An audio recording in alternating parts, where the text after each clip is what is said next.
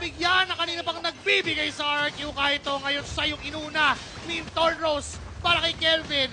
Nasaktan si Amboy, AOG, may bilang the Phoenix, blazing to win is enough.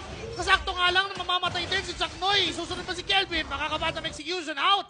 Makakatakas pero babalik pa rin. Sinubukan niya na patayin pero nasasaktan siya sa passive. Good cause si Crash, nandiyan si Crash, nandiyan din naman si Trey. Pero nasaktan si Trey sa isang Tornos, nandiyan si Karasu para tulungan ng kampe. Ngayon si Crash ay delikado, isang Tornos na lang pero di umabot. Wala pa si Kelvin.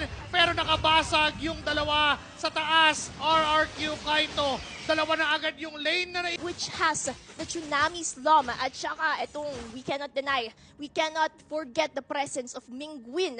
Feathered Airstrike, napakasakit na. Saka isang beses lang nila nahawakan yung Farsa when in fact they have the means na abutin nga yung backline. Pero ngayon mukhang eto si Crush na lang ang uunahan. Sa pula tapos. Mega kill na para kay Kelvin at hindi pa tapos ang RQ Kaito.